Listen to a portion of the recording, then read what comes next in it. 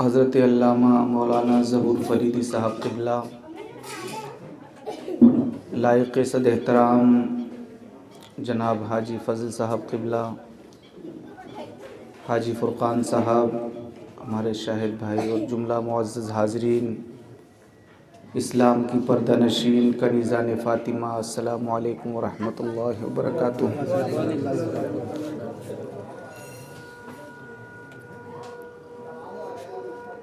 بعد نماز عشاء سے لے کر آپ حضرات نے مداحان رسول یعنی مسجد غوثیہ میں پڑھنے والے طلباء اور ان کے استاد حضرت مولانا ظہور فریدی صاحب قبلہ سے بارگاہ اولیاء اور بارگاہ رسالت مآب صلی اللہ تعالی علیہ وسلم میں منظوم نذرانہ عقیدت بھی سماعت کیا، اور حضرت علامہ صاحب کا نہایت ہی پرمغز اور مترنم خطاب آپ نے سماعت فرمایا۔ طبیعت چاہ رہی تھی کہ حضرت بولتے رہیں اور ہم سنتے رہیں، اس لیے کہ کچھ چیزیں اللہ تبارک و تعالی کی طرف سے خاص لوگوں کو عطا کی جاتی ہیں۔ کسی کے پاس آواز ہوتی ہے تو انداز نہیں ہوتا ہے، کسی کے پاس انداز ہوتا ہے تو علم نہیں ہوتا ہے،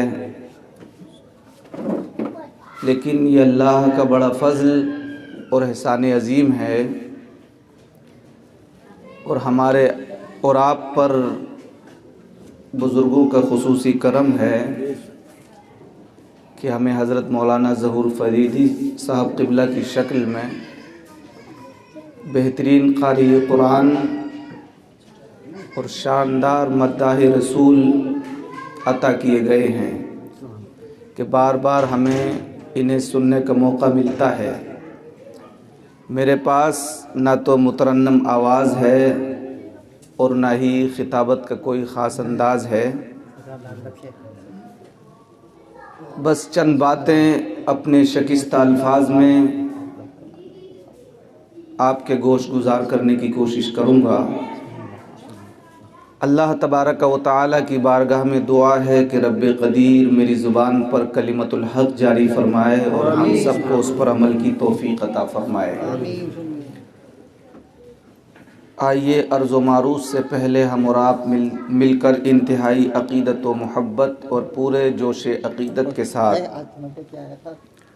اپنی اور ساری کائنات کے مرکز عقیدت، رحمت دو عالم، نازش آدم، فخر آدم و بنی آدم، سیاہ لامکاں، شہنشاہ این و آں، حضور احمد مجتبی جناب محمد مصطفیٰ، ارواحنا فدا صلی اللہ تعالی علیہ وسلم کی مقدس اور معظم بارگاہ میں ہدیہ درود پیش کریں اور بآواز بلند پڑھیں، اللہم صلی علی سیدنا و شفیعنا و نبینا و حبیبنا و مولانا محمد وبارک وسلم، صلاۃ و سلاما علیک یا رسول اللہ، صلاۃ و سلاما علیک یا نبی اللہ، وعلی آلک و اصحابک یا شفیعنا عند اللہ صلی اللہ تعالی علیہ وسلم۔ ویسے ابھی وقت جلسوں کے اعتبار سے تو زیادہ نہیں ہوا ہے، لیکن یہاں کی محفل کے اعتبار سے ہو سکتا ہے کہ وقت زیادہ ہو گیا ہو۔ اگر آپ تھوڑی دیر بیداری کا ثبوت دیں تو میں کوشش کروں گا کہ قرآن پاک کی ایک آیت کریمہ تلاوت کر کے اس کے کچھ تفسیری فوائد آپ کے گوش گزار کروں۔ تھوڑی دیر آپ برداشت کریں گے؟ تو میں خطبہ شروع کرتا ہوں۔ بسم اللہ، الحمدللہ الحمدللہ الذی فضل سیدنا و مولانا محمدا علی العالمین جمیعا وأقامه يوم القيامة للمذنبين المتلبسين الخطائين الهالكين شفيعا،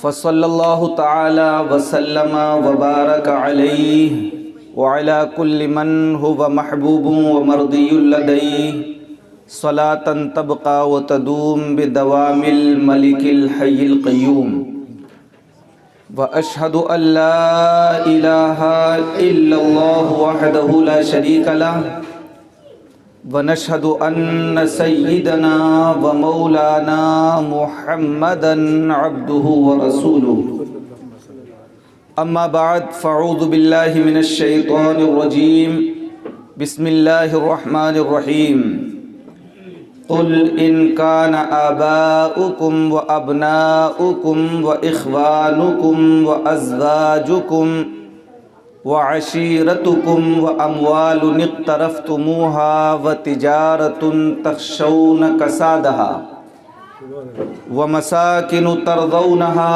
أحب إليكم من الله ورسوله وجهاد في سبيله فتربصوا حتى يأتي الله بأمره والله لا يهدي القوم الفاسقين صدق الله مولانا العظيم وبلغنا رسوله النبي الأمين الكريم ونحن على ذلك لمن الشاهدين والشاكرين والحمد لله رب العالمين یا خدا بہر جناب مصطفیٰ امداد کن، یا رسول اللہ از بہر خدا امداد کن، یا امان الخائفین، یا رحمت للعالمین، یا شفیع المذنبین، یا ملتجا امداد کن، یا شہید کربلا، یا دافع کرب و بلا، گل رخا شہزادہ گلگوں قبا امداد کن، غوث اعظم بمن بے سر و ساما مدد، قبل دین مدد، کعبہ ایما مدد،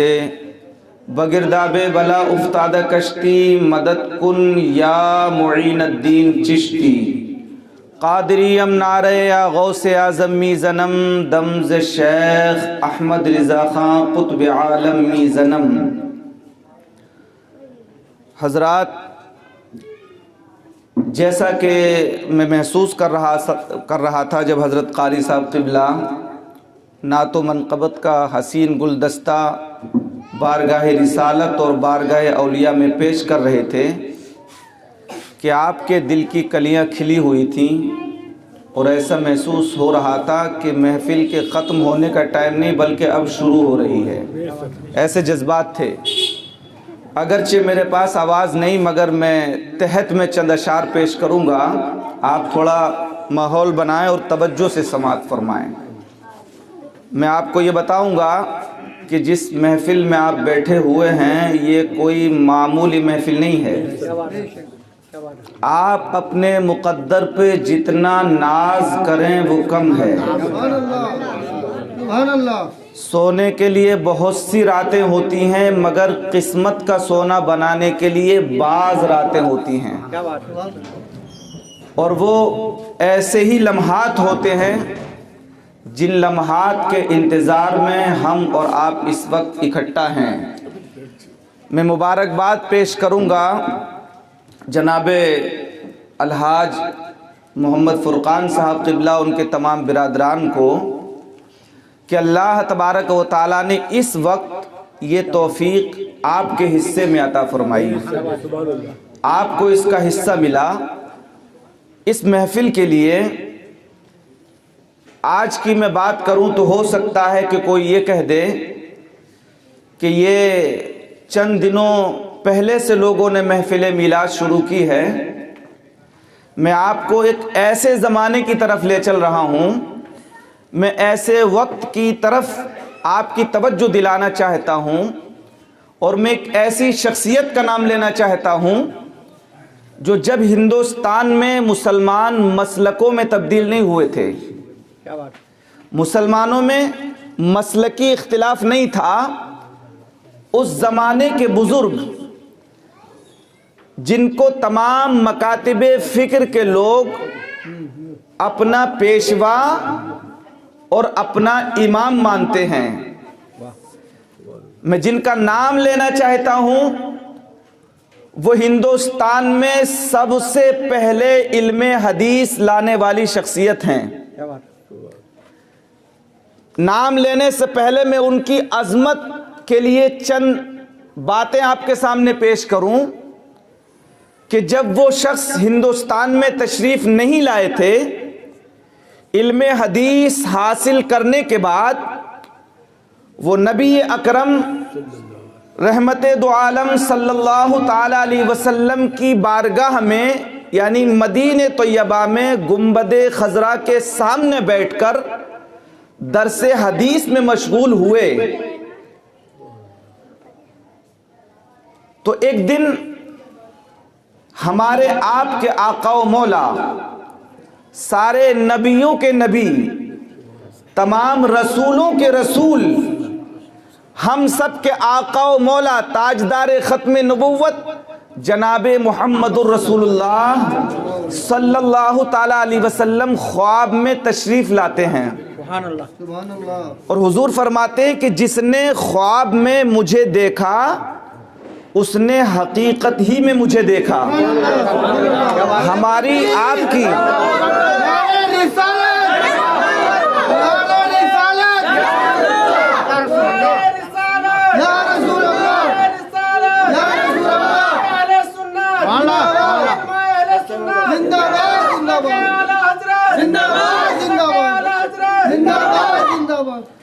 تو حضور فرماتے ہیں کہ جس نے خواب میں مجھے دیکھا اس نے حقیقت ہی میں مجھے دیکھا۔ میری شکل میں شیطان نہیں آ سکتا، کسی کی بھی شکل کو شیطان اختیار کر سکتا ہے، مگر اللہ نے اس کو یہ اختیار نہیں دیا کہ وہ اللہ کے محبوب کی شکل اختیار کر سکے۔ حضرات، اور یہ بھی زندہ و جاوید حقیقت ہے کہ اگر نبی نے خواب میں کسی کو کچھ دے دیا تو جب وہ بیدار ہوتا ہے تو اس کے پاس وہ چیز موجود ہوتی ہے۔ حضرت سیدنا علی کرم اللہ وجہ الکریم کی بارگاہ میں حاضر ہوتے ہیں۔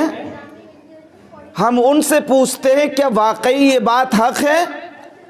تو حضرت علی خود ارشاد فرماتے کہ ہاں، ایک دن میں محو آرام تھا، اچانک جب میں محو آرام تھا، اچانک اللہ تبارک و تعالیٰ کا مجھ پر فضل ہوا اور مصطفیٰ نے اپنی رحمتوں کی برسات کا منہ میرے طرف کر دیا۔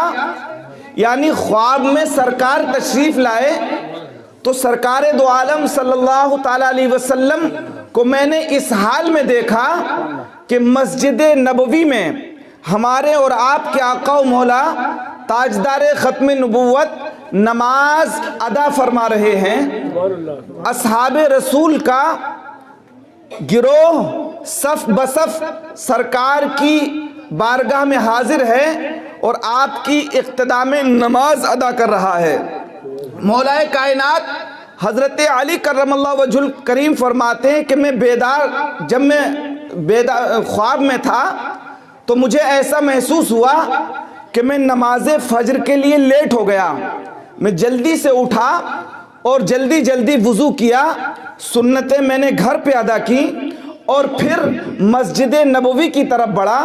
اور جب میں مسجد نبوی میں پہنچا میں نے دیکھا رسول رحمت صلی اللہ تعالی علیہ وسلم قرآن مجید کی تلاوت فرما رہے ہیں۔ سرکار کی بارگاہ میں ہمیشہ حاضر ہوتا تھا، سرکار کی اقتداء میں ہمیشہ نماز پڑھتا تھا، مگر اس دن جو قرآن پاک کے سننے کا مزہ جو مجھے آ رہا تھا، زندگی میں اس سے پہلے کبھی نصیب نہ ہوا، وہ لطف مجھے کبھی نہیں آیا۔ عزیزان ملت اسلامیہ، حضرت علی فرماتے ہیں کہ میں نماز میں داخل ہو گیا، نماز میں شامل ہو گیا، اور اس کے بعد حضور اکرم صلی اللہ تعالی علیہ وسلم نے نماز کو مکمل فرمایا، نماز پوری فرمائی، اور نماز پوری فرمانے کے بعد سرکار کا طریقہ تھا کہ نماز کا سلام پھرا تو آپ اپنے چہرے کو خانہ کعبے کی طرف سے گھما کے ایک طرف کر لیا کرتے تھے، تاکہ وہ صحابہ جو ایک وقت سے سرکار کے دیدار کے لیے ترستے تھے، کیونکہ ان کی نگاہوں سے اگر چہرہ مصطفیٰ اگر چند ساعتوں کو ہٹ جائے تو وہ بے قرار ہو جاتے، تو صحابہ کرام کہ دیدار کی وجہ سے حضور اپنے چہرے کو موڑ لیتے ہیں۔ عزیزان ملت اسلامیہ، آج بھی امام کے لیے سنت یہی ہے کہ جب وہ سلام پھیر لے تو وہ مڑ جائے، مقتدیوں کی طرف منہ کر لے یا پھر ایک طرف کو منہ کر کے بیٹھ جائے۔ عزیزان ملت اسلامیہ، یہی سنت ہے۔ حضرت علی فرماتے ہیں کہ سرکار نے ایک طرف کو منہ کیا، سرکار دو عالم صلی اللہ تعالیٰ علیہ وسلم جدھر کو منہ کیے ہوئے تھے، ایک کونے سے ایک شخص کھڑا ہوا، اس کے ہاتھوں میں کھجور کی ایک ٹوکری تھی اور اس نے سرکار کی طرف بڑھا اور حضور کے آگے رکھ دی اور عرض کیا، یا رسول اللہ صلی اللہ تعالیٰ علیہ وسلم، میرے ماں باپ آپ پر قربان ہو، یا رسول اللہ یہ میرے کھجوروں کے باغ کا پہلا پھل ہے، میری خواہش ہے کہ سرکار اس کو سب سے پہلے تناول فرمائیں اور اس کے بعد جس کو چاہے عطا فرمائیں۔ حضرات، رسول مکرم صلی اللہ تعالیٰ علیہ وسلم نے وہیں پر ہاتھ اٹھا دیے دعا کے لیے، جسے آج آپ فاتحہ کہتے ہیں، جیسے کھانا رکھ کر آپ دعا کرتے ہیں، اسی کا نام فاتحہ ہے۔ لوگوں کی سمجھ میں نہیں آتا ہے، جو فاتحہ کو بدعت کہتے پھرتے ہیں، وہ سمجھتے نہیں ہیں کہ فاتحہ کس چیز کا نام ہے۔ حضرات محترم، رسول رحمت صلی اللہ تعالیٰ علیہ وسلم نے دعا کے لیے ہاتھ اٹھا دیے، برکت کے لیے دعا فرمائی۔ حضرت علی فرماتے ہیں پھر حضور نے اپنے ہاتھوں سے ایک ایک نمازی کو بلانا شروع کیا اور اپنے ہاتھوں سے ایک ایک کھجور دینا شروع کر دیا۔ بات سمجھ میں آ رہی ہے آپ کے؟ ایک ایک کھجور دینا شروع کر دیا۔ جو صحابی آتا اس کے ہاتھ میں سرکار ایک کھجور دیتے تھے اور وہ تناول کر لیتا اور اپنی جگہ بیٹھ جاتا۔ اسی طرح حضرت علی فرماتے ہیں کہ میرا نمبر بھی آ گیا۔ حضرت علی فرماتے ہیں کہ جب میرا نمبر آیا تو میں نے بھی سرکار کی طرف ہاتھ بڑھایا، سرکار نے مجھے بھی حسب معمول ایک ہی کھجور عطا فرمائی۔ جب میں نے کھجور کو منہ میں لیا تو مجھے ایسا لگا کہ اس سے بہتر روئے زمین پر کوئی کھجور اور ہو ہی نہیں سکتی۔ حضرت علی فرماتے ہیں کہ پھر میرا دل چاہتا تھا کہ میں سرکار سے ایک کھجور اور طلب کر لوں، مگر چونکہ ادب مانے تھا اس لیے ہمت نہ کر سکا۔ نبیوں کے تاجدار ہیں، رسولوں کے امام ہیں، فرماتے ہیں کہ میں ہاتھ نہ بڑھایا مگر دل میں خواہش یہ تڑپتی رہی۔ عزیزان ملت اسلامیہ، حضرت علی فرماتے ہیں کہ جب میں بیدار ہو گیا تو میں نے اس کھجور کا ذائقہ اپنے منہ میں ایسا پایا جیسے کہ ابھی کھجور کھا کے فارغ ہوا۔ خواب میں دی تھی کھجور، خواب میں کھجور دی تھی، مگر حضرت علی فرماتے ہیں ایسا لگتا تھا جب میں بیدار ہوا تو میرے منہ میں موجود ہے۔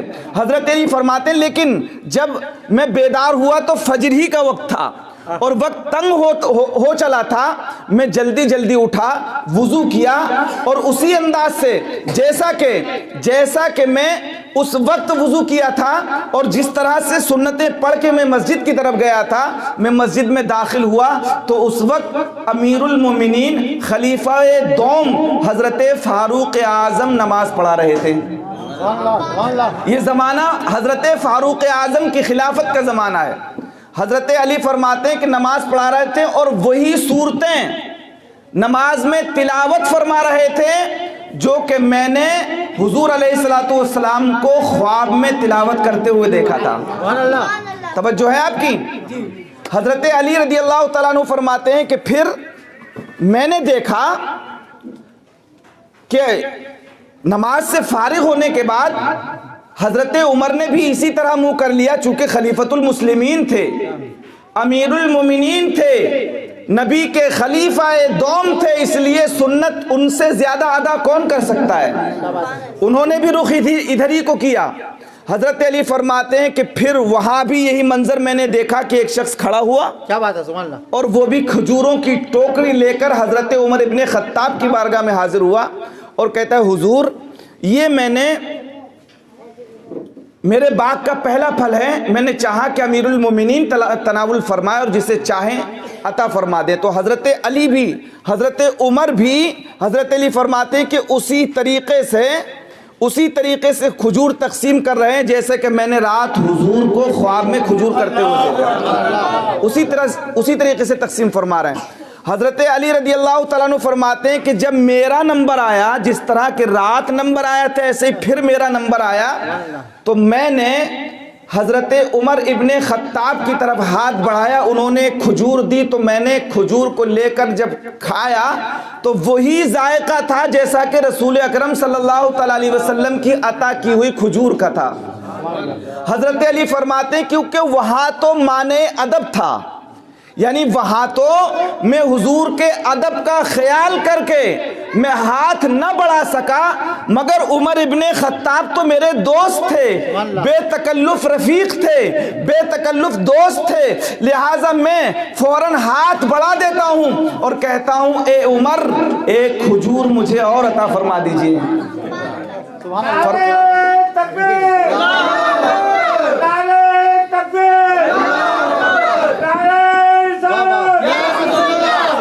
اے عمر ایک کھجور مجھے اور عطا فرما دیجئے۔ حضرت عمر ابن خطاب رضی اللہ تعالیٰ عنہ مسکرا کے فرماتے ہیں، کیا بات ہے معظم بھائی توجہ، کیا بات ہے، حضرت عمر ابن خطاب مسکرا کر فرماتے ہیں، حضرت عمر فرماتے ہیں کہ اے علی اگر رات تمہیں مصطفیٰ نے 2 کھجور دے دی ہوتی تو میں بھی دے دیتا۔ نعرہ تکبیر، مماثلت کو دیکھیے، نعرہ تکبیر، رسالت، رسالت، مسلک اعلی حضرت، نعرہ تکبیر، رسالت، مولانا مشرف رضا صاحب سبحانی۔ حضرت عمر ابن خطاب کہتے ہیں علی اگر رات تمہیں خواب میں مصطفیٰ 2 کھجور دے دیتے تو میں بھی دے دیتا، یعنی جو خواب حضرت علی دیکھ رہے ہیں وہی حضرت عمر ابن خطاب دیکھ رہے ہیں، وہی خواب حضرت عمر ابن خطاب دیکھ رہے ہیں۔ پیارے اسلامی بھائیوں، تو حضور فرماتے ہیں کہ جس نے خواب میں مجھے دیکھا اس نے حقیقت ہی میں مجھے خواب میں دیکھا، اور اس نے حقیقت ہی میں دیکھا، اور خواب میں جس کو سرکار نے جو عطا کر دیا وہ حقیقت ہی میں عطا کر دیا۔ اب وہ نبی رسول مکرم صلی اللہ تعالیٰ علیہ وسلم کے اس پیغمبر کے دربار کے سامنے وہ شخص جس کی میں بات کرنے چاہ رہا ہوں اس کا نام ہے عبدالحق۔ کیا نام ہے اس کا؟ وہ محدث ہیں، اور محدث علی الاطلاق، محقق ہیں تو محقق علی الاطلاق، یعنی پوری دنیا کے لوگ ان کو اس بات پر اتفاق ہے، ان کی تحقیق بے مثال ہوتی ہے، ان کی تحقیق بے مثال ہوتی ہے، وہ محقق بھی عظیم ہیں اور محدث بھی عظیم ہیں۔ حضرت سیدنا شیخ عبدالحق محدث دہلوی نبی رحمت صلی اللہ تعالیٰ علیہ وسلم کے مزار مقدس کے پاس بیٹھ کر درس حدیث دیا کرتے تھے۔ ایک دن حضور خواب میں تشریف لائے تو حضور علیہ السلام نے حضرت شیخ عبدالحق محدث دہلوی سے فرمایا، توجہ ہے آپ کی، حضرت شیخ عبدالحق محدث دہلوی سے فرمایا کہ اے عبدالحق تم ہندوستان چلے جاؤ، ہندوستان کو ہمارے آقا نے پسند فرمایا ہے، ہندوستان کی طرف حضور اپنے سینے کے بٹن کھول کھول کے فرماتے کہ محبتوں کی خوشبو آتی ہے۔ ہم ہندوستانی بڑے خوش نصیب ہیں، ہم ہندوستانی بڑے خوش نصیب ہیں، یہی وجہ ہے اللہ کی اس ہندوستان پر خصوصی رحمت یہ ہے کہ مکے میں اذان بعد میں گونجتی ہے، مدینے میں اذان بعد میں گونجتی ہے، ہندوستان میں اللہ کے نام کی پکار اور یہ اذان آج گونجتی ہے۔ جس پر لوگ پابندی کی بات کرتے ہیں ان کو سمجھنا چاہیے کہ مکے میں بعد میں اذان گونجی ہے، مدینے میں بعد میں اذان گونجی ہے، بخارا میں بعد میں اذان گونجی ہے، مصر میں بعد میں اذان گونجی ہے، اور ہندوستان میں سب سے پہلے اذان گونجی ہے۔ حضرت آدم सारी दुनिया के बाप किस जगह उतारे गए? हिंदुस्तान में। और जब हिंदुस्तान में वो तशरीफ लाए, जब हिंदुस्तान में तशरीफ लाए तो हजरत आदम को घबराहट हुई। हजरत आदम को बड़ी घबराहट हुई। जन्नत में रहने वाले, जन्नत की फिजाओं में, जन्नत की हवाओं में अपना वक्त गुजारने वाले जब दुनिया में तशरीफ लाए तो हिंदुस्तान की सरजमीन ने सबसे पहले उनके कदम चूमे। तो हजरत जिब्रील को हुक्म दिया गया, जिब्रील आदम को घबराहट हो रही है, आदम को घबराहट हो रही है, लिहाजा ए जिब्रील जाओ आदम के कानों में अजान कह दो। अभी मक्के में अजान नहीं गूंजी है। दुनिया का सबसे पहले इंसान हिंदुस्तान में तशरीफ लाता है तो सबसे पहले अजान कहाँ गूंजी? इसीलिए तो हम कहते हैं सारे जहां से अच्छा हिंदुस्तान हमारा, हम बुलबुलें हैं इसकी ये गुलसिता हमारा। अजीज़ान मिल्लत इस्लामिया, बात समझ में आ रही है आपके? अगर तबीयत लग रही हो तो एक मरतबा सुभान अल्लाह बोलिए। अब उन बेवकूफ़ों की बेवकूफ़ी पे कोई सोचे जो ये कहते हैं कि अजान तो नमाज ही के लिए दी जाती है। बहुत से लोगों को ये बेवकूफ़ी है, इल्म तो होता नहीं है, अहदीस पढ़ते नहीं हैं। अगर कहीं पर अजान गूंज जाए, यानी अगर कोई सुन्नी सहीउल अकीदा मुसलमान अगर कब्रिस्तान में जाकर अजान पढ़ दे तो उनके पेट में इससे ज्यादा दर्द हो जाता है जितना कि शैतान को दर्द होता है। भाई अजान से परेशानी किसको होती है? शैतान को परेशानी होती है कि नहीं? अजान से परेशानी शैतान को होती है। अब आप अंदाजा लगाइए जिसको अगर अजान से परेशानी हो रही है तो वो कितना बड़ा शैतान होगा। हुजूर फरमाते हैं कि अजान की आवाज सुनकर शैतान भागता है। अजान में कहीं गाली तो नहीं दी जाती है? अल्लाहु अकबर, अल्लाहु अकबर। बताइए इसमें किसको परेशानी होगी? अशहदु अल्ला इलाहा इल्लल्लाह से किसको परेशानी होगी? अशहदु अन्ना मुहम्मदुर रसूलुल्लाह से किसको परेशानी होगी? असल में उन्होंने हदीसें पढ़ी नहीं है। बेइश्क मोहम्मद जो पढ़ते हैं बुखारी, आता है बुखार, उनको बुखारी नहीं आती। मिशकात शरीफ में मौजूद है कि अगर किसी को घबराहट हो, ये अमल भी बता देता हूं, अगर किसी को घबराहट हो तो उसके कान में अजान कह दो। अगर किसी को जिन परेशान कर रहा हो तो उसके कान में अजान कह दो।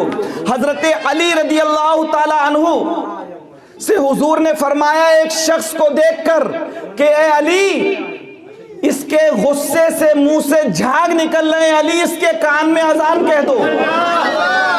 सख्त अगर बारिश हो, बारिश रुक ना रही हो, उस वक्त कहरे इलाही का समा बदा हो तो हुजूर फरमाते हैं कि वहां अजान कह दो। अगर कोई रास्ता बताने वाला न हो, रास्ता भटक जाए तो हुजूर फरमाते हैं कि वहां अजान कह दो, तुम्हें रास्ता मिल जाएगा। अब उन बेवकूफों को समझा देना, अगर कोई एतराज करे कहे कि अजान देना बिदात है तो उनको बता देना कि ये हुजूर की सुन्नत है। जहां शैतान का खदशा हो वहां अजान कह दो, शैतान भाग जाएगा। जहां अजान कह दो, जहां पर शैतान का खदशा हो वहां अजान कह दो, भाग जाएगा। अगर कब्र पे शैतान के आने का खदशा हो, क्योंकि हदीस पाक में है ना कि जब बंदा कब्र में लिटा दिया जाता है तो वहां फरिश्ते आते हैं। वहां फरिश्ते आते हैं कि नहीं आते? ये हदीस है, हदीस पाक में है फरिश्ते आते हैं अजीज़ान मिल्लत इस्लामिया। मगर अगर अजान का अकीदा लेकर जाओगे ना तो इंशाअल्लाह शैतान वहां से भाग जाएगा। शैतान नहीं आएगा, वहां आएगा मगर जब देखेगा कि ये तो बंदे मोमिन अजान वाला है, ये तो अशहदु अन्ना मुहम्मदुर रसूलुल्लाह के नारे लगाने वाला है। बोलो ये हदीस पाक में है या नहीं कि फरिश्ते कब्र में तशरीफ लाते हैं? जब आप लिटा के चले आते हैं ना, जब आप लिटा के चले आते हैं अपने मरने वाले को कब्र में लिटा के जब चले आते हैं आप, तो दो फरिश्ते हाजिर होते हैं। बल्कि एक तो यहीं से यहाँ पे एक बात और बता दूं, जो लोग कहते हैं कि मुर्दे दूर से सुन नहीं सकते, मरने वाले दूर से सुन नहीं सकते, तो उन्हें भी बुखारी शरीफ की वो हदीस सुना दो।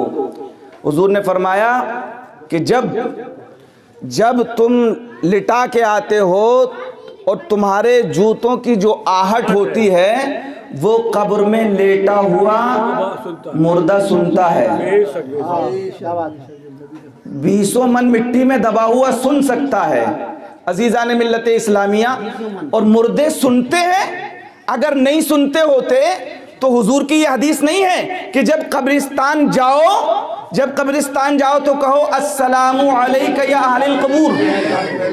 یہ قبر والے سنتے نہیں ہیں تو سلام کس کو کروایا جا رہا ہے؟ کیا مٹی کے ڈھیروں کو سلام کیا جاتا ہے؟ نہیں، بلکہ جو سنتا ہے اس کو سلام کیا جاتا ہے. جو سننے کی صلاحیت رکھتا ہے اس کو سلام کیا جاتا ہے. عزیزان ملت اسلامیہ، قبر میں تشریف لاتے ہیں 2 فرشتے، اٹھاتے ہیں اسے، پھر کہتے ہیں من ربکا. کیا کہتے ہیں؟ اگر رب کو ماننے والا ہوتا ہے تو کہتا ہے ربی اللہ. کیا کہتا ہے؟ آپ سوچیں گے ہم نے تو عربی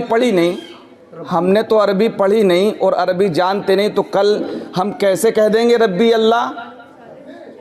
تو عزیزان ملت اسلامیہ، اللہ کو سب سے زیادہ جو زبان پسند ہے وہ عربی پسند ہے. کون سی زبان پسند ہے؟ جب بچہ دنیا میں تشریف لاتا ہے تو اس کی زبان بھی عربی ہوتی ہے، اور جب وہ اس دنیا سے جائے گا تو یہ زبان چینج ہو جائے گی. چاہے وہ مصر کا رہنے والا ہو، چاہے وہ انگلینڈ کا رہنے والا ہو، چاہے جہاں کا رہنے والا ہو، اس کی زبان عربی ہو جائے گی. وہ عربی سمجھے گا بھی اور عربی بولے گا بھی.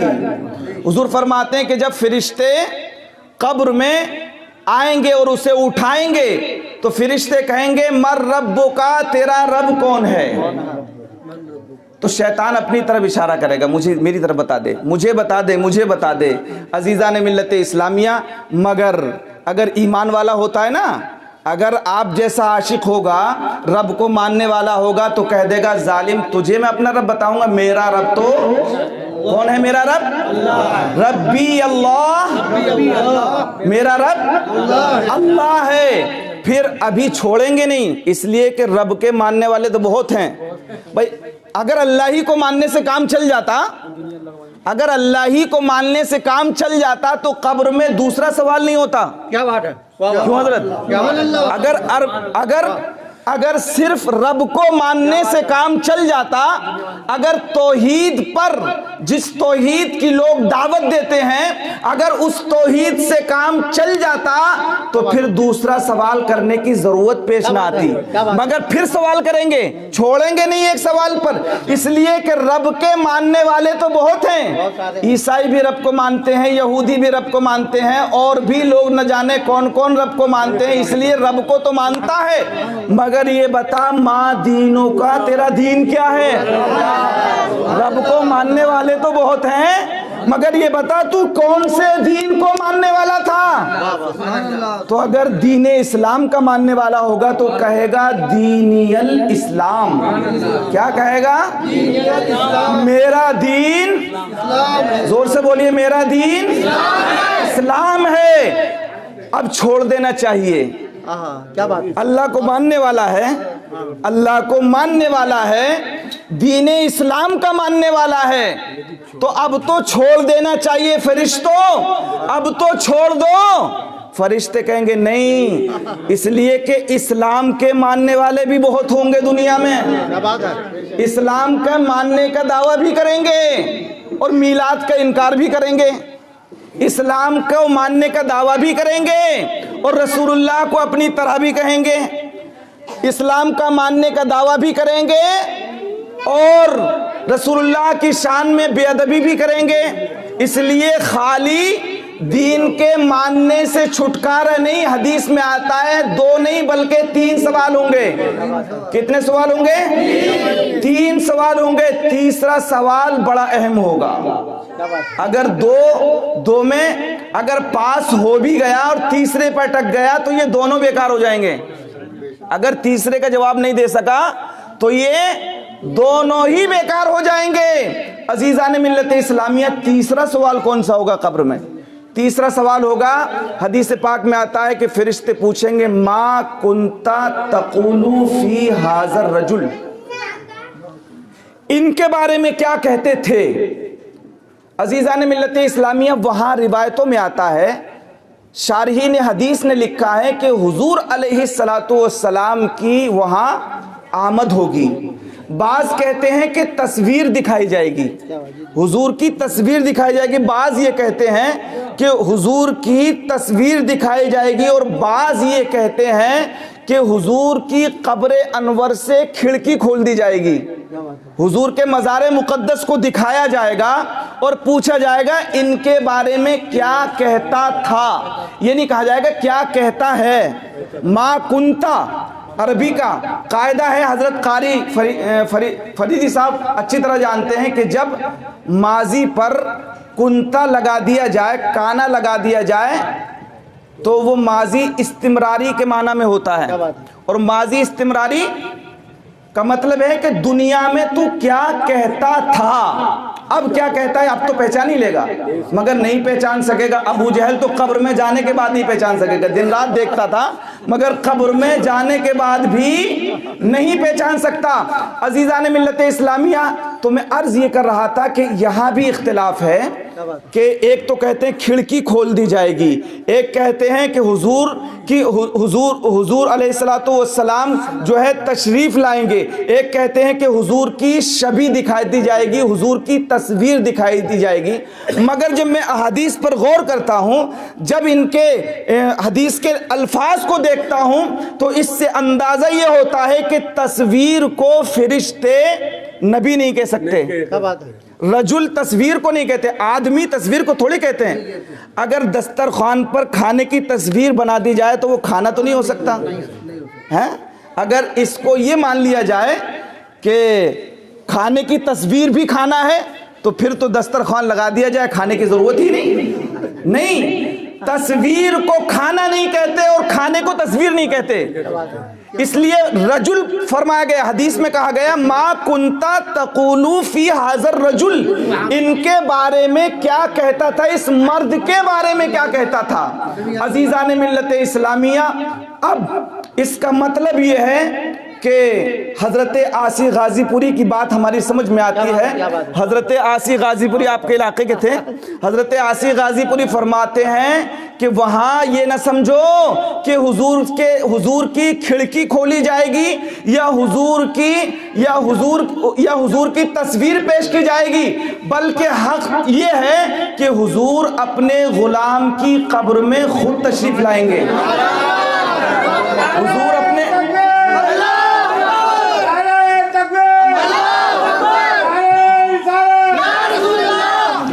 اسی لیے وہ کہتے ہیں اے لوگو موت سے ڈرنا نہیں، موت سے وہ ڈرے جس نے اپنا عقیدہ خراب کر لیا ہو، موت سے وہ ڈرے جس نے رسول کو اپنی طرح سمجھا ہو، موت سے وہ ڈرے جس نے رسول اللہ کو دکھانے کے لائق اپنے آپ کو نہ بنایا ہو، بلکہ عاشق مصطفیٰ تو موت کا انتظار کرتا ہے۔ ارے جب سے اس نے یہ سنا ہے کہ نبی قبر میں دکھائے جائیں گے، جب سے تو اس کو جینا محال ہو گیا ہے، اس کے لیے جینا دشوار ہو گیا ہے۔ امام اہل سنت فرماتے ہیں موت تو آتے ہی آئے گی، قیامت یہ ہے، موت آتے آتے آئے گی۔ اپنے آپ خودکشی کرنا تو حرام ہے، کہتے ہیں کہ موت تو آتے ہی آئے گی، قیامت یہ ہے کہ یہاں مرنے پہ ٹھہرا ہے نظارہ تیرا۔ یا رسول اللہ میں تو مرنا چاہتا ہوں اس لیے کہ آپ کا نظارہ ہوگا، آپ کا دیدار ہوگا۔ اور حضرات عاصی غازی پوری فرماتے ہیں کہ موت کا افسوس جسے ہو اسے ہو، عاشق کو نہیں ہوتا۔ عاشق کا حال تو یہ ہے کہ اب تو پھولے نہ سمائیں گے کفن میں آسی، اب تو پھولے نہ سمائیں گے کفن میں آسی، جس کے جویا تھے ہے آج اس گل سے ملاقات کی رات۔ آج تو آقا سے ملاقات کی رات ہے، تو اس سے بڑھ کر عید کا دن کیا ہوگا۔ عزیزان ملت اسلامی، یہاں پر روک کر ایک بات اور عرض کر دوں، اگر آپ کی طبیعت لگ رہی ہو، طبیعت لگ رہی ہے آپ کی۔ حدیث پاک میں آیا، صحیح ابن حبان کی حدیث ہے، حضور فرماتے ان من افضل ایامکم یوم الجمعۃ فیہ خلق آدم وفیہ قبض وفیہ النفخۃ وفیہ الساقۃ فاکثروا علی من الصلاۃ فإن صلاتکم معروضۃ علی۔ حضور ارشاد فرماتے ہیں کہ اے لوگو، تمہارے دنوں میں سب سے افضل دن جمعے کا دن ہے۔ کون سا دن ہے سب سے افضل؟ جمعے کا دن سب سے افضل ہے، عید المومنین ہے، مومنوں کے لیے عید کا دن ہے، مومنوں کے لیے عید کا دن ہے۔ بہت سے بیوقوف کہتے ہیں کہ عید تو سال میں 2 ہی ہیں، یہ عید میلاد النبی کہاں سے آ گئی؟ انہیں پتہ نہیں ہے کہ 2 نہیں ہیں، بلکہ حضور نے ہمیں ہر ہفتے عید عطا فرمائی ہے۔ عید کہتے ہیں خوشی کے دن کے لیے، عید کسے کہتے ہیں؟ خوشی کے دن کے لیے۔ تو حضور کیا فرماتے ہیں؟ حضور فرماتے ہیں کہ اے لوگو، عید کا دن جو ہے وہ تمام دنوں میں افضل دن ہے۔ کیوں افضل دن ہے؟ کہ اس لیے کہ جمعے کی نماز ہوتی ہے؟ نہیں، جمعے کی نماز سے پہلے بھی جمعے کا دن تھا، نماز فرض ہونے سے پہلے، جمعہ فرض ہونے سے پہلے بھی جمعے کا دن تھا۔ تو حضور فرماتے ہیں کہ اس لیے فیہ خلق آدم، اس لیے کہ اس دن حضرت آدم پیدا ہوئے۔ تو جس دن اللہ والے پیدا ہوتے ہیں وہ عید کا دن ہوتا ہے۔ پھر فرماتے ہیں فیہ خلق آدم وفیہ قبض، اور اسی دن حضرت آدم علیہ السلام کی روح قبض کی گئی۔ حضرت آدم کا وصال کون سے دن ہوا؟ جمعہ کے دن۔ حضرت آدم کا وصال کون سے دن؟ اور پیدا کس دن ہوئے؟ جمعہ کے دن پیدا ہوئے اور جمعہ ہی کو وصال ہوا۔ اور حضور فرماتے ہیں کہ یہ عید کا دن ہے۔ اب وہ لوگ کہتے ہیں نا کہ حضور اسی دن ربیع الاول کی 12 تاریخ کو پیدا ہوئے اور اسی دن وصال ہوا، تو عید مناؤ گے یا خوشی یا غم مناؤ گے؟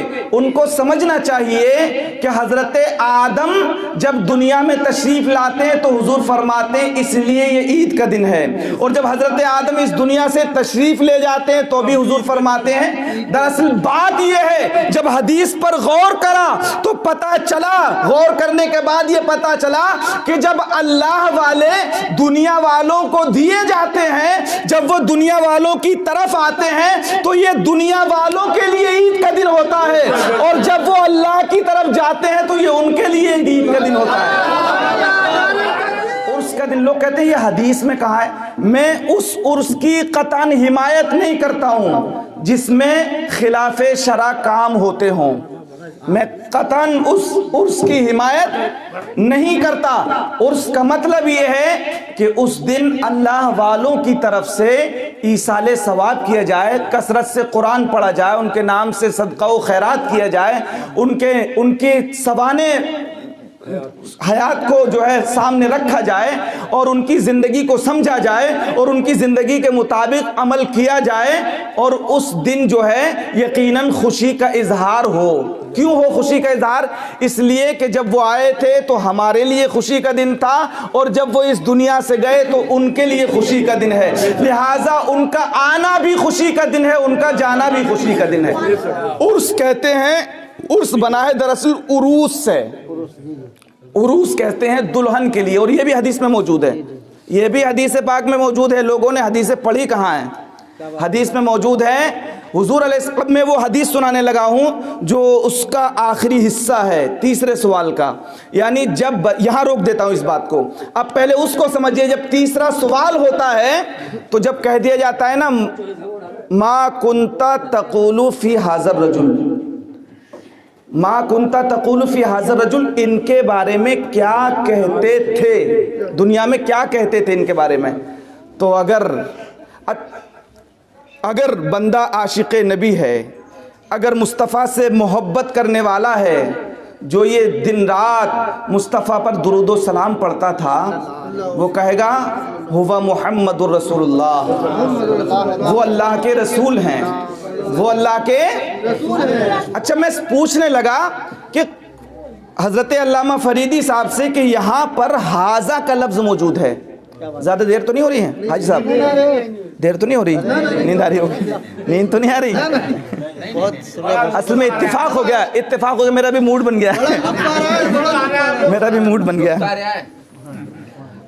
ظاہر سی بات ہے کہ بڑی محبتوں سے حاجی فرقان صاحب نے سجائی، اور اس محبتوں کا اظہار اور اس خلوص کی برکتیں محفل میں آپ کے چہروں سے نظر آ رہی ہیں۔ آپ کی خوشی اس بات کی غماز ہے کہ آپ کو روحانی سکون مل رہا ہے، اور یہ محفلیں اسی لیے سجائی جاتی ہیں۔ ان محفلوں کا مقصد بھی یہی ہوتا ہے کہ عشق مصطفیٰ سے ہم شرابور ہو جائیں، وہ جو چنگاری ہے نا وہ اور بھڑک جائے، نبی کی محبت جو ہے نا وہ اور کھل کے سامنے آ جائے۔ اس لیے پیارے اسلامی بھائیوں، ان محفلوں کے انعقاد کی بڑی ضرورت ہے۔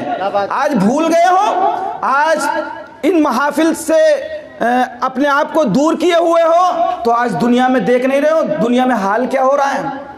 آج پوری دنیا میں ہم ذلت و رسوائی ہمارا مقدر ہو گئی ہے۔ کوئی ایسا خطہ نہیں جہاں پر ہم پر ظلم نہ ڈھائے جا رہے ہو، جہاں ہمارے بچوں کے جنازے نہ اٹھ رہے ہوں، جہاں ہماری ماں اور بہنوں کی عصمتیں نہ لوٹی جا رہی ہوں، جہاں ہم قتل گہے محبت میں نہ اتارے جا رہے ہوں۔ ارے حالات تمہیں جگا رہے ہیں، مسائل تمہیں جگا رہے ہیں، زمانے بھر کی ٹھوکریں تمہیں جگا رہی ہیں، مشرق و مغرب کے طوفان تمہیں جگا رہے ہیں، جگہ جگہ کے تمہیں تھک چکے ہیں ہنگامے، جگہ جگہ کے تمہیں تھک چکے ہیں ہنگامے، نشاط لذت خواب گراں بدل ڈالو، غلط روی سے منازل کا بعد بڑھتا ہے، مسافروں روش کارواں بدل ڈالو۔ سفینہ اپنا کنارے سے لگ بھی سکتا ہے، سفینہ اپنا کنارے سے لگ بھی سکتا ہے، ہوا کے رخ پہ چلو بادواں بدل ڈالو، اور نہ سمجھو گے تو مٹ جاؤ گے ہندی مسلمانوں، تمہاری داستان تک بھی نہ ہوگی داستانوں میں، اٹھو وگرنہ حشر نہیں ہوگا پھر کبھی، دوڑو زمانہ چال قیامت کی چل گیا۔ حضرات، آج ضرورت ہے کہ ہم بیدار ہو جائیں، پھر وہی سبق دہرائیں جو ہمارے اکابر نے دہرایا تھا۔ آج ہمیں وہی عشق رسول اپنے سینوں میں بسانے کی ضرورت ہے۔ اگر آج بھی ہو جو ابراہیم سا ایماں پیدا، آج بھی ہو جو ابراہیم سا ایماں پیدا، آگ بھی کر سکتی ہے انداز گلستاں پیدا۔ عزیزان ملت اسلامیہ، تو میں عرض یہ کر رہا تھا، توجہ ہے آپ کی؟ میں عرض یہ کر رہا تھا، فرشتے جب سوال کریں گے، اور تیسرا سوال حضور کے بارے میں ہوگا، تیسرا سوال ہمارے سرکار کے بارے میں ہوگا۔ اب یہاں پر ایک روایت اور سنیے، حضرت عائشہ، ایک صاحب نے کہا کہ ام المومنین اے عائشہ صدیقہ رضی اللہ تعالی عنہا، بہت سے لوگ ایسے ہمارے بعد آئیں گے جنہوں نے حضور کو کبھی دیکھا بھی نہیں ہوگا، حضور کو کبھی دیکھا بھی نہیں، تو قبر میں پہچانیں گے کیسے؟ جب حضور کو دیکھا ہی نہیں ہوگا تو پہچانیں گے کیسے؟ تو ام المومنین حضرت عائشہ صدیقہ رضی اللہ تعالیٰ عنہ فرماتی ہیں کہ پہچان کی بات کرتے ہو، وہاں تو نور ایمان سے پہچان ہوگی، اور تمہارے آقا کا حال یہ ہے کہ سنو ایک روایت، تمہارے سرکار کا حال یہ ہے، ساری امت کے تاجدار کا حال یہ ہے کہ وہ اگر اندھیروں سے گزر جائیں تو اجالے ہو جاتے، اگر وہ گلیوں سے گزر جائیں تو گلیاں مہک جاتی۔ اعلیٰ حضرت فرماتے ہیں ان کی مہک نے دل کے غنچے کھلا دیے ہیں، ان کی مہک نے دل کے غنچے کھلا دیے ہیں، جس راہ چل دیے ہیں کوچے بسا دیے ہیں۔ فرماتی ہیں حضرت عائشہ صدیقہ رضی اللہ تعالیٰ عنہ، کہتی ہیں حضرت عائشہ کہ ایک دن میں حضور علیہ السلام کا پیراہن سی رہی تھی، حضور کا کہیں سے جبہ مبارک تھوڑا سا ادھڑ گیا تھا، پھٹ گیا تھا، تو حضرت عائشہ فرماتی ہیں کہ چراغ روشن تھا، میں چراغ روشنی کے عالم میں اس جبے کو سی رہی تھی، میں نے دیکھا اچانک جو ہے ایک ہوا کا لکور آیا، یعنی چراغ جل رہا تھا اسی کی روشنی میں سی رہی تھی، فرماتی ہیں اچانک ہوا کا ایک جھونکا آیا، اور جب ہوا کا جھونکا آیا تو وہ جو چراغ میں نے جلا رکھا تھا وہ چراغ گل ہو جاتا ہے، وہ چراغ بجھ گیا۔ حضرت عائشہ صدیقہ رضی اللہ تعالیٰ عنہ فرماتی ہیں کہ چراغ کا بجھنا تھا، میرے ہاتھ سے وہ سوئی بھی گر گئی، اور جب وہ سوئی گری تو میں بڑی پریشان ہوئی، उस अंधेरे में उस सुई को तलाश कर रही थी। इतने में मेरे ताजदार, मेरे सरताज हुजूर अलैहिस्सलातु वस्सलाम तशरीफ ले आए। हुजूर दरवाजे पे खड़े हुए और हुजूर ने जब कमरे में अंधेरा देखा तो आप मुस्कुरा दिए और यूं मुस्कुराए जान सी कलियों में पड़ गई, यूं मुस्कुराए जान सी कलियों में पड़ गई, यूं लब कुशा हुए कि गुलिस्तां बना दिया। हुजूर बोले और जब हुजूर बोले तो आपके दंदाने मुबारक से ऐसी रोशनी फैली कि मैंने वो जो सुई गिरी थी उसको तलाश कर लिया। आला हज़रत फरमाते हैं सूजने गुमशुदा मिलती है तबस्सुम से तेरे, सूजने गुमशुदा मिलती है तबस्सुम से तेरे, शाम को सुबह बनाता है उजाला तेरा। सूजने गुमशुदा मिलती है तबस्सुम से तेरे, शाम को सुबह बनाता है उजाला तेरा। हजरत आयशा सिद्दीक़ा रदी अल्लाह ताला अन्हा फरमाती हैं कि जब तुम्हारे नबी तशरीफ लाएंगे तो तुम्हारी कब्र में उजाला हो जाएगा। हुजूर तशरीफ लाएंगे तो कब्र में उजाला हो जाएगा। हजरात, अब यहाँ पर रुक कर मैं वो बात बताना चाहता हूँ जो कि फरिश्ते उससे कहेंगे। जब वो कह देगा नहीं, ए फरिश्तों तुम मुझसे पूछते हो, अरे कब्र में सरकार आए, एक आशिक की तमन्ना है, कब्र में सरकार आए तो मैं कदमों में गिरूं और वो अगर उठाएं तो मैं उनसे ये कहूं, ए फरिश्तों पाए नाज से अब क्यों उठूं, मर के आया हूं इस दिलरुबा के वास्ते।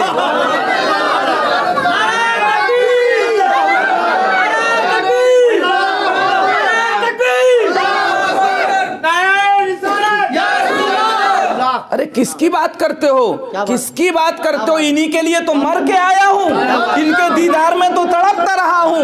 अब जब फरिश्ते सुनेंगे ना, जब सुनेंगे ये तो आशिक मुस्तफ़ा है, ये तो नबी की मोहब्बत में अपना जान और माल कुर्बान करने वाला है, तो फरिश्ते क्या कहेंगे? हदीस पाक सुने, नम कनौमतिल उरूस, ऐसे सो जा जैसे शब्बे उरूसी में दुल्हन सोती है। जन्नती बिछोने बिछा दिए जाएंगे, जन्नती बिछोने बिछा दिए जाएंगे, जन्नत की खिड़की खोल दी जाएगी और फरिश्ते कहेंगे नम कनौमतिल उरूस, ऐसे सो जा जैसे शबे उरूसी में दुल्हन सोती है। ला यूक़िज़ुहु इल्ला अहब्बा इलैहि, सिवाय उसके महबूब के कोई उसे दूसरा जगा ना सके, सिवाय उसके महबूब के कोई और उसे जगा ना सके। अजीज़ान मिल्लत इस्लामिया, आशिक मुस्तफ़ा की कैसी कदर की जाएगी कब्र में? बोलो कब्र में परेशानी किसे होगी? आशिक को परेशानी नहीं होगी, उसे तो जन्नत के बिछोने बिछा लिए जाएंगे और उसको तो आका का दीदार नसीब होगा जिसके लिए वो तरसता रहा। अब यहाँ पर इस हदीस पाक पर पढ़ने के बाद कुछ लोग ये एतराज़ करते हैं, एक एतराज़ करते हैं कुछ लोग जो हदीस को समझने की सलाहियत नहीं रखते हैं। वो हदीस असल में हदीस पढ़ने के लिए जहाँ इल्म की ज़रूरत है वहाँ इश्क़ रसूल की भी ज़रूरत है। इश्क़ अगर यूं ही समझ में आ जाती तो अबू जहल बहुत अरबी जानता था, अबू लहब भी बहुत बड़ा अरबी दां था, उतबा और शैबा बहुत बड़ी अरबी जानते थे, मगर उनकी समझ में नहीं आ सका, वो समझ नहीं सके। तो आज के अबू जहल अबू लहब चाहे अरबी कितने ही पढ़ लें तो समझ लेंगे क्या? नहीं समझ पाएंगे। इसके लिए तो सिद्दीक़ अकबर से ली हुई भीख का इश्क चाहिए, वो इश्क चाहिए। तो वो एतराज़ करते हैं कि मियाँ अब तुम मज़ारात औलिया पर क्यों जाते हो? कहते हैं कि नहीं? कहते हैं अरे हदीस में है। मैं उड़ीसा में पिछले साल तकरीर कर रहा था, उड़ीसा में एक जगह तकरीर कर रहा था, तो एक शख्स खड़ा हो गया तकरीर के बाद। मैं तो आम तौर पर चैलेंज करता हूँ इस बात का कि जिसको जो बात समझ में नहीं आई हो वो इंशाअल्लाह मेरी तकरीर के बाद उसको बार बार पूछे, मैं समझाऊंगा, मेरी जिम्मेदारी है, जो मैं बोलता हूँ तो पूरी जिम्मेदारी के साथ बोलता हूँ। अजीज़ान मिल्लत इस्लामिया, तो उसने खड़े होकर सवाल किया। उड़ीसा में नौरंगपुर में मैं साल में 4-5 तकरीरें मेरी उधर होती हैं, तो मुझसे कहने लगे कि मौलाना अब मज़ार पे जाने से क्या फ़ायदा? मैंने कहा कैसे? कहा हदीस पाक में है कि ऐसे सो जा जैसे शब्बे उरूसी में दुल्हन सोती है। اگر اللہ کا وہ ولی تھا، عاشق رسول تھا، محبت رسول میں اس دنیا سے گیا تھا، تو پھر اب وہ تو سو رہا ہے، اور سونے والے کو کیا پتا کون آیا ہے کون گیا ہے؟ کیا بات ہے؟ سونے والے کو کیا پتا کون آیا ہے کیا گیا ہے؟ وہ تو سو گیا۔ اب سونے والے کے پاس نہ جاؤ، سونے والے سے کوئی فائدہ نہیں ہو سکتا۔ میں کہتا ہوں اے لوگوں، میں نے اس سے کہا بیٹا آپ نے حدیث تو پڑھی، اس لیے کہ ہو سکتا آپ نے انٹرنیٹ پہ دیکھی ہو۔ آج کل جو ہے یہ سمجھتے ہیں کہ دین جو ہے بہت آسان ہو گیا ہے، حالانکہ دین آسان ہے مگر وہ علماء سے سمجھنے کے لیے، یہ نہیں کہ ہر شخص جو چاہے انٹرنیٹ میں دیکھے اس حدیث میں یہ ہے اس حدیث میں وہ ہے، وہ مسئلہ استنباط کرنے کی صلاحیت نہیں۔ اس حدیث میں کیا ہے، اس سے پہلی حدیث میں کیا تھا، اور اس سے اور فلاں حدیث میں کیا ہے، فلاں حدیث میں کیا ہے، ایک چیز کے تعلق سے بہت سی حدیثیں ہوتی ہیں اور کہیں کہیں ٹکراؤ پایا جاتا ہے، تو اس ٹکراؤ کو کیسے دور کیا جائے گا؟ عزیزان ملت اسلامیہ، اس کے لیے باقاعدہ پڑھنا پڑتا ہے۔ عالم کے کورس کے لیے 10 سال خرچ کرنا پڑتے ہیں۔ کتنے سال؟ 10 سال۔ آج کوئی ایک چلہ لگا لے تو وہ حدیث سنانا شروع کر دیتا ہے۔ عالم کے کورس کے لیے 10 سال پڑھنا پڑتے ہیں۔ پیارے اسلامی بھائیوں، میں آپ کو بتاؤں، حدیث سمجھنے کے لیے جس طرح سے آپ انٹرنیٹ سے ڈاکٹر نہیں بن سکتے، بولو ڈاکٹر بن جائے گا؟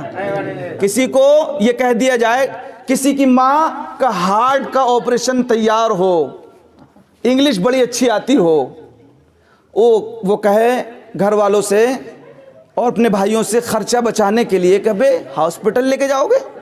نہیں، اب تو یہ ساری سہولت انٹرنیٹ پہ موجود ہے، اب تو یہ سب کچھ موجود ہے۔ ابھی میں گوگل پہ سرچ کرتا ہوں، ابھی پتہ لگائے گا کہ ہارٹ کا آپریشن کیسے کیا جائے گا۔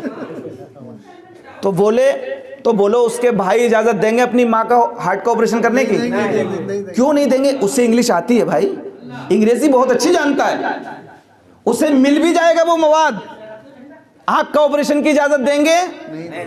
نہیں، کیوں نہیں دیں گے؟ انگریزی آتی ہے۔ مگر آپ یہی کہیں گے کہ اس کے لیے پہلے یونیورسٹی میں اس کو پریکٹس کرنا تھی، اساتذہ سے اس کی گتھیوں کو سمجھنا تھا، مشین کیسے چلائی جائے گی اس کو سمجھنا تھا، ہارٹ میں کہاں کہ کون سی نس بلاک ہونے سے کیا نقصان ہوگا اور کون سی کھولنے سے کیا فائدہ ہوگا۔ یہ جو ہے اس کو سمجھانے کے لیے اس کو کئی سال پڑھایا جاتا ہے۔ اسی طرح انجینئر اگر خالی گھر پہ انٹرنیٹ پر دیکھ کر بننا چاہے تو کیا بن جائے گا؟ بولو شاہد بھائی، بن جائے گا؟ پھر تو یہ یونیورسٹیاں بند کر دی جائیں، اب تو انٹرنیٹ پہ سہولت ہے، یہ بڑے بڑے دارالعلوم بند کر دیے جائیں، اب تو حدیث پڑھنے کی ضرورت کیا ہے؟ عزیزان ملت اسلامیہ، آپ کو کہنا ہوگا کہ جس طرح ڈاکٹرز کے لیے پڑھنا پڑتا ہے، اسی طرح عالم دین کے لیے بھی پڑھنا پڑتا ہے۔ آج ہر ایرا غیرہ نتو خیرہ یہ جو ہے علماء سے منہ لگانے لگتا ہے، اور وہ سمجھتا نہیں کہ حدیث میں تو یہ ہے، عالم صاحب بتا رہے ہیں یہ، وہ کہہ رہا نہیں میری عقل میں تو یہ آتا ہے۔ تو عقل کا ہوتا کون ہے؟ عقل سے سوچنے والا ہوتا کون ہے؟ تیری عقل میں تو نہ جانے کیا کیا آ سکتا ہے، تیری عقل سے کام نہیں چلے گا۔ عزیزان ملت اسلامیہ، تو بات میں عرض کر رہا تھا، میں واللیل پڑھنے لگا بے خودی میں تیری زلف کا ماجرا کہتے کہتے، میں بات یہ کہنا چاہ رہا تھا کہ اس نے سوال کیا کہ مزار میں جو سو رہا ہے اگر وہ عاشق مصطفیٰ تھا تو پھر اب اس کے پاس جانے آنے سے کیا فائدہ؟ حاجی صاحب اس نے سوال کیا کہ اب جانے آنے سے فائدہ کیا؟ کھڑے ہو کے سوال کیا، تو اب مجمع ہی میں جواب دینا تھا اور اسی کے سوال کا ایسا ہی جواب نہیں دینا تھا، نہ جانے کتنوں کو گمراہ کر دیتا بعد میں۔ تو میں نے اس سے کہا کہ میاں بے عشق محمد جو پڑھتے ہیں بخاری آتا ہے بخار، ان کو بخاری نہیں آتی۔ تو نے حدیث کے الفاظ پر غور نہیں کیا، کسی استاد سے حدیث نہیں پڑھی، کسی استاد سے حدیث نہیں پڑھی۔ حدیث پاک میں نم کنومت العروس، ایسے سو جا جیسے شب عروسی میں دلہن سوتی ہے۔ اب یہاں پر رک کر غور کرتا، استادوں سے پڑھی ہوتی تو وہ تجھے یہ سمجھاتے کہ یہاں حدیث میں یہ نہیں کہا گیا کہ ایسے سو جا جیسے لوگ سوتے ہیں، ایسے نہیں کہا گیا ایسے سو جا جیسے لڑکیاں سوتی ہیں، ایسے سو جا جیسے بوڑھی سوتی ہیں، ایسے سو جا جیسے بہنیں سوتی ہیں، ایسے سو جا جیسے عورتیں سوتی ہیں، نہیں بلکہ کہا ایسے سو جا جیسے شب عروسی میں دلہن سوتی ہے۔ اب دلہن سوتی ہے؟ نہیں، دلہن سوتی نہیں، بلکہ دنیا سمجھ رہی ہوتی ہے کہ دلہن سوتی ہے، مگر وہ اپنے محبوب کا، اپنے چاہنے والے کا انتظار کر رہی ہوتی ہے، ورنہ حدیث میں یہ نہیں کہا گیا ہوتا۔ اور فرمایا گیا لا یوقظہ الا احب اہلہ الیہ، اس کے محبوب کے علاوہ اسے کوئی اور نہ جگائے، اور کوئی نہیں جگا سکتا۔ اب کمرے عروسی میں کوئی اور داخل نہیں ہوگا، اب صرف وہی ہوگا جس کی اس کی طرف سے پہلے جسے اجازت مل چکی ہو، پہلے جسے اجازت مل چکی ہو، اب وہی داخل ہو سکتا ہے۔ عزیزان ملت اسلامیہ، بات سمجھ میں آ گئی۔ اللہ کے نبی نے فرمایا یہی تھا کہ لوگوں جو اللہ والے ہوتے ہیں اور جو ان سے محبت کرتے ہیں، ان محبت کرنے والے وہ محبوب ہوتے ہیں، اور محبوبوں کے لیے وہ جاگے ہوئے ہوتے ہیں۔ دنیا سمجھ رہی ہوتی ہے، تبھی تو کہتے چونکہ انہیں پتہ نہیں ہوتا اس لیے کہتے ہیں یہ تو مٹی کے ڈھیر ہیں، یہ کہتے ہیں مٹی کے ڈھیر ہیں۔ اب اسے کیا پتا؟ ہاں تو اسے پتا کیا ہے نا، یہ شرک کی پریبھاشا سمجھتا ہی نہیں۔ میں ایک دن بہشتی زیور کو دیکھ رہا تھا، مولوی اشرف علی صاحب تھانوی کی، تو اس میں لکھا تھا کہ سیرا باندھنا شرک ہے۔ میں نے کہا بھئی شرک اس کو کہتے ہیں، شرک کس کو کہتے ہیں؟ شرک اس کو کہتے ہیں جو کام آپ اللہ کے لیے کریں اور وہی کسی اور کے لیے کریں۔ بولو کیا اللہ کے بھی سیرا باندھا جاتا ہے؟ کبھی چومنے کو شرک کہہ دیں گے؟ کہتے ہیں نا چومنے کو۔ اب ان کو پتہ ہونا چاہیے چومنا اور پوجنے میں دونوں میں بڑا فرق ہے۔ چومنے کو پوجنا، پوجنے کو چومنا، کتنا بڑا فرق ہے۔ ایک اصول یاد رکھیے، جس کو چوما جاتا ہے اس کو پوجا نہیں جاتا، کیا بات ہے، اور جس کو پوجا جاتا ہے اس کو چوم نہیں سکتے۔ بولو خدا کو کوئی چوم سکتا ہے آپ میں سے؟ خدا کو پوجا جاتا ہے، خدا کی عبادت کی جاتی ہے۔ جب خدا کی عبادت کی جاتی ہے، خدا کو پوجا جاتا ہے، تو کوئی خدا کو چوم سکتا ہے؟ اولاد کو چوما جاتا ہے تو اس کی پوجا نہیں کی جاتی۔ بولو اولاد کا چومنا شرک ہو جائے گا؟ نہیں ہو سکتا۔ بیوی کا چومنا نہیں ہو سکتا۔ ابے جو چوما جاتا ہے وہ پوجا نہیں جاتا، اور جو پوجا جاتا ہے وہ چوما نہیں جاتا۔ تو جب چومنے والا پوج نہیں سکتا تو شرک ہو کہاں سے سکتا ہے؟ جہالت ہے یہ ان کی۔ اصل میں وہ شرک کرتے کرتے خود شرک کر بیٹھے۔ دور سے سنتے تو کہتے ہیں شرک ہے، یہ تو کام اللہ کا ہے، دور سے سننے کا کام اللہ کا ہے۔ اب اسے پتہ نہیں کہ اللہ کسی سے دور ہی نہیں ہے، کیا بات ہے، اسے یہ پتہ نہیں کہ اللہ دور۔ قرآن فرماتا ہے نحنو اقرب الیہ من حبل الورید، کہ ہم تو بندے کی شہ رگ کے قریب ہیں۔ پہلے اسے دور تو ثابت کرو، پھر کہنا کہ یہ دور سے سن سکتے ہیں۔ کیا بات، اللہ دور سے سنتا ہے، دور ہے ہی نہیں۔ اللہ تو نصر، دور تو ہم ہو سکتے ہیں، دور تو ولی ہو سکتے ہیں عزیزان ملت اسلامیہ، مگر خدا دور نہیں۔ قرآن پاک میں جا بجا موجود ہے، حضرت سلیمان علیہ السلام کا واقعہ موجود ہے کہ چیونٹی نے حضرت سلیمان علیہ السلام کے لشکر کو جب آتے ہوئے دیکھا تو اس نے کہا کہ اے چیونٹیوں اپنے بلوں میں داخل ہو جاؤ، اپنے بلوں میں داخل ہو جاؤ، کہیں سلیمان علیہ السلام کا لشکر آئے تو تمہیں کچل نہ دے۔ یہ قرآن پاک میں سورہ نمل میں ہے۔ کون سی سورت میں؟ تو قرآن فرماتا ہے فَتَبَسَّمَ ضَاحِكًا مِّن قَوْلِهَا، حضرت سلیمان علیہ السلام نے اس چونٹی کی بات کو سن لیا اور مسکرا دیے۔ کہاں چونٹی اور کہاں سلیمان علیہ السلام؟ تو اب یہ دور سے سننا پایا گیا تو کہ یہ شرک ہو گیا؟ نبی شرک کرنے کے لیے آئے تھے، ان کو پتہ نہیں جس چیز کو وہ شرک کہتے وہ حقیقت میں شرک ہے ہی نہیں، اور جس کو وہ کرتے ہیں یقیناً وہ شرک ہے، وہ میں ثابت کروں گا انشاءاللہ۔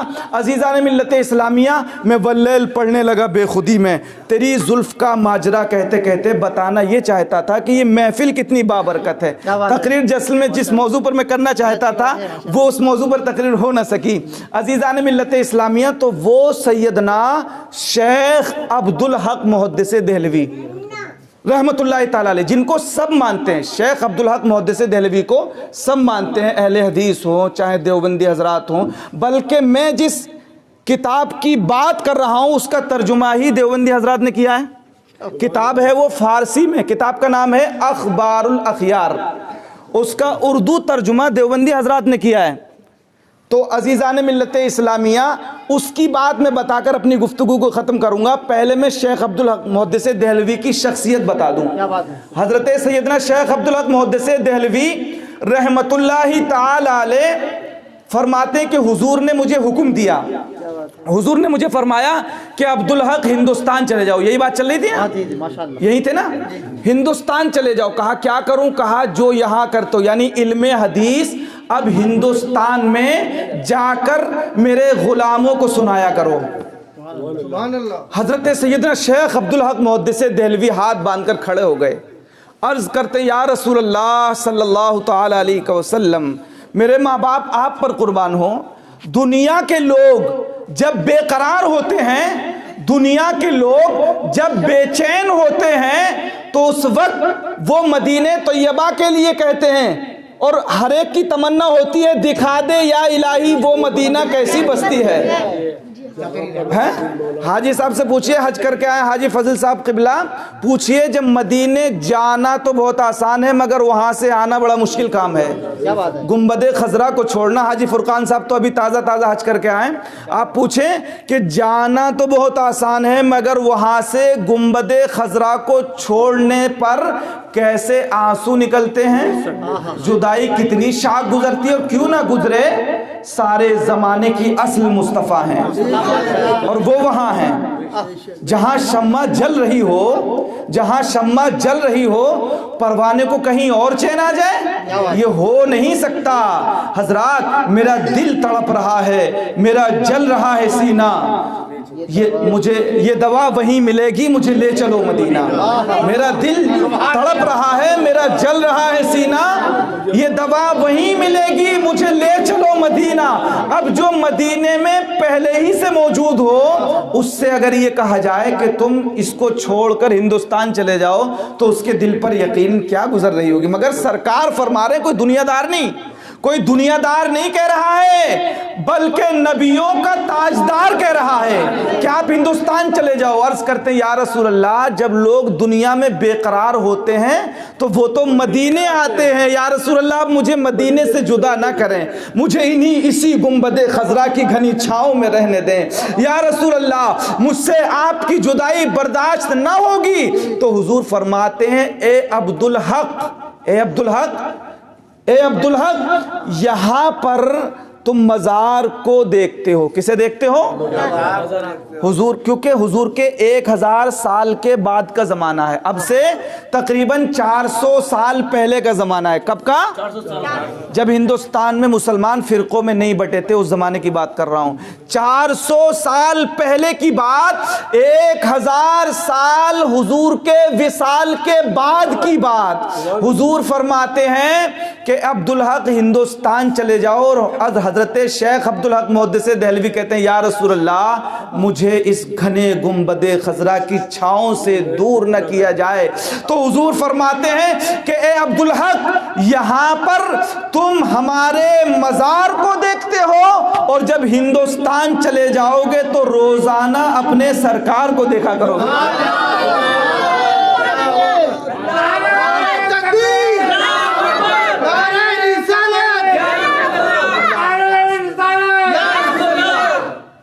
اب آپ اندازہ لگائیے، حضرت سیدنا شیخ عبدالحق محدث دہلوی وہ عظیم شخصیت ہیں کہ ہر روز حضور علیہ السلام کا دیدار فرماتے تھے۔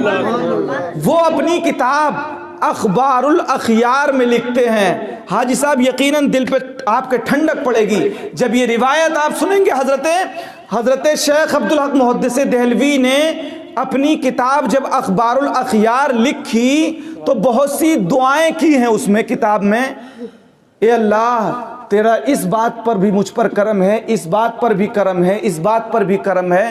آخر میں ایک دعا کرتے ہیں اور کہتے ہیں اے الہ العالمین، اے پروردگار عالم، میرا کوئی عمل اس لائق نہیں جس کو تیری بارگاہ میں پیش کر سکوں. شیخ عبدالحق محدث دہلوی کہتے ہیں نمازوں پہ اترانے والوں، حج و زکوٰۃ پر اترانے والوں، تبلیغ پر اترانے والوں، سنو محدثین کا امام کیا کہتا ہے؟ اے اللہ میرا کوئی عمل اس لائق نہیں جس کو تیری بارگاہ میں پیش کر سکوں. ہر عمل میں فساد نیت موجود رہتی ہے، ہر عمل میں فساد نیت موجود رہتی ہے. ہاں ایک عمل ہے وہ بھی تیری عطا کی ہوئی توفیق سے ہے. کیا بات ہے؟ کیا عمل ہے عبدالحق؟ کیا عمل ہے؟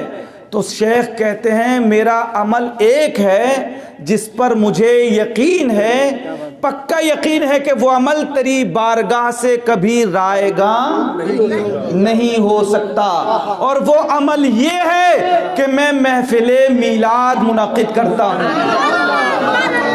میں محفل اپنی نمازوں کو پیش نہیں کیا، اپنے روزے و حج و زکوٰۃ کو پیش نہیں کیا، بلکہ اس عظیم محفل کو پیش کیا. کہتے ہیں اے رب قدیر اس پر مجھے فخر ہے کہ میں تیرے حبیب کا میلاد منعقد کرتا ہوں اور اس موقع پر میں کھڑے ہو کر سلام پڑھتا ہوں. یہ اخبار الاخیار میں لکھا ہوا ہے. اور حضرت شیخ کہتے ہیں اے پروردگار عالم وہ کون سی جگہ ہے جہاں پر اس بابرکت محفل سے زیادہ کہیں تیری رحمتوں اور برکتوں کا نزول ہوتا ہو؟ مجھے یقین ہے پروردگار جو کوئی یہ عمل کرے اور اس عمل پر پھر اس پر درود و سلام پڑھے تو مجھے یقین ہے کہ پروردگار کسی کا بھی یہ عمل رائے گاں نہیں جائے گا. حضرات تو ہم کیوں نہ کہیں اللہ کا بڑا فضل ہوا ہم پر کہ اللہ نے ہمیں اس محفل کی توفیق بخشی. اللہ تبارک و تعالی حاجی فرقان صاحب اور ان کے تمام بھائیوں اور آپ سب کو اس محفل کی برکات سے مالا مال فرمائے اور اس محفل کی برکت سے مولا جو پریشان حال ہیں ان کی پریشانیاں دور فرما دے، بیماروں کو شفا عطا فرما دے. ہمارے پڑوس میں احسان بھائی بیمار ہیں، اللہ تبارک و تعالی اس پاک محفل کی برکت سے انہیں شفا کاملہ عطا فرما دے. عزیزان ملت اسلامیہ اسی لیے ہم کہتے ہیں اللہ کا ہم پر بڑا احسان ہوا کہ اس نے اپنا سب سے پیارا حبیب عطا فرما دیا. فضل رب العلا اور کیا چاہیے؟ اے مسلمانوں اللہ کا سب سے بڑا فضل ہے کہ اس نے ہمیں اپنا محبوب عطا کر دیا. فضل رب العلا اور کیا چاہیے؟ مل گئے مصطفیٰ اور کیا چاہیے؟ فضل رب العلا اور کیا چاہیے؟ اگر مصطفیٰ نہ ملتے تو ہم خدا کو کیا پہچانتے؟ خود ہی کو نہیں پہچان سکتے تھے. آپ نے دیکھا نہیں جن کو مصطفیٰ نہیں ملے ہیں نا تو بڑی بڑی لمبی لمبی ڈگریاں ڈاکٹری کے لے کر بھی گائے کا پیشاب پی رہے ہیں. ان کی عقلیں کام نہیں کر رہی اس لیے کہ مصطفیٰ کا نور ان کے دلوں میں نہیں پہنچا ہے. انہوں نے اپنے دلوں کے دروازے بند کر لیے. وہ تو ہر عالم کی رحمت ہیں، وہ ہر ایک کے لیے مگر کوئی اپنا دروازہ بند ہی کر لے. اگر کوئی شامت زدہ شخص گھٹ اندھیرے میں جا رہا ہو اور کوئی اگر اس کا رہنما اگر اسے بتا دے کہ سامنے تیری کھائی ہے اور وہ اس رہنما کو نہ مانتے ہوئے اس کھائی میں گر جائے تو کس کا قصور ہے؟ عزیزان ملت اسلامیہ ہم خدا کو کیا پہچان سکتے تھے؟ خود ہی کو نہیں پہچان سکتے. اگر یہ نبی ہی نے بتایا کہ یہ جتنے بھی جانور ہیں یہ دنیا کی کائنات جو کچھ ہے وہ سب تمہارے لیے ہے، تم ان کے لیے نہیں ہو بلکہ یہ سب تمہارے لیے. یہ زمین کا فرش تمہارے لیے ہے، یہ آسمان کا شامیانہ تمہارے لیے ہے. یہ جو کچھ کائنات میں پیدا کیا ہے یہ تمہیں پوجنے کے لیے نہیں بلکہ تمہارے فائدے کے لیے ہے. تو ہم پر اللہ کا فضل ہوا کہ اللہ نے اپنا حبیب دے دیا. اور حضرات محبوب نہیں دیا جاتا، دنیا کی ہر چیز دی جا سکتی ہے مگر محبوب نہیں دیا جا سکتا. حضرات محبوب کیوں نہیں دیا جاتا؟ انداز حسینوں کو سکھائے نہیں جاتے. ذرا شعر سنیں. انداز حسینوں کو سکھائے نہیں جاتے، امی جو لقبی ہو پڑھائے نہیں جاتے، اور ہر ایک کا حصہ نہیں دیدار کسی کا، ابو جہل کو محبوب دکھائے نہیں جاتے. فضل رب العلا اور کیا چاہیے، مل گئے مصطفیٰ اور کیا چاہیے. اور دامن مصطفیٰ جن کے ہاتھوں میں ہو، دامن مصطفیٰ جن کے ہاتھوں میں ہو، ان کو روز جزا اور کیا چاہیے، ان کو روز جزا اور کیا چاہیے. اور بھیک دے کر مجھے میرے سرکار نے، بھیک دے کر مجھے میرے سرکار نے مسکرا کر کہا اور کیا چاہیے. اور سبز گنبد نگاہوں میں رہنے لگا. حاجی صاحب قبلہ، جب سے آپ حج کر کے آئے ہیں حاجی صاحب، تو آپ کے ذہن میں ہمیشہ سبز گنبد کی بہاریں ہمیشہ آپ کے ذہن و دماغ پہ چھائی رہتی ہوں گی نا. سبز گنبد نگاہوں میں رہنے لگا، حاضری کا صلہ اور کیا چاہیے، حاضری کا صلہ اور کیا چاہیے. اور ہے سکندر ثنا خوان شاہ امم. بڑی بات ہے کسی کو نبی کی تعریف کا موقع مل جائے، نبی کی نعت پڑھنے کو کسی کو اگر مل جائے تو وہ اپنے نصیبے پہ رشک کرے. مبارک ہو حضرت علامہ فریدی صاحب آپ کو کہ آپ ظہور فریدی صاحب نعت گنگناتے رہتے ہیں. یہ بڑی مبارک، یہ ایسا عمل ہے جو بارگاہ رسول میں ضرور قبول ہوتا ہے. اس کو حضور حضرت حسان بن ثابت سے سنا کرتے تھے. ہے سکندر ثنا خوان شاہ امم، ہے سکندر ثنا خوان شاہ امم، عزت و مرتبہ اور کیا چاہیے، فضل رب العلا اور کیا چاہیے، مل گئے مصطفیٰ اور کیا چاہیے. یہ قصہ لطیف ابھی نہ تمام ہے، جو کچھ بیاں ہوا وہ آغاز باب تھا. ابھی اور زندگی دے کہ داستاں ہے ادھوری، اے پروردگار ابھی اور زندگی دے کہ داستاں ہے ادھوری، میری موت سے نہ ہوگی کبھی داستان پوری. وآخر دعوانا ان الحمدللہ رب العالمین. السلام علیکم.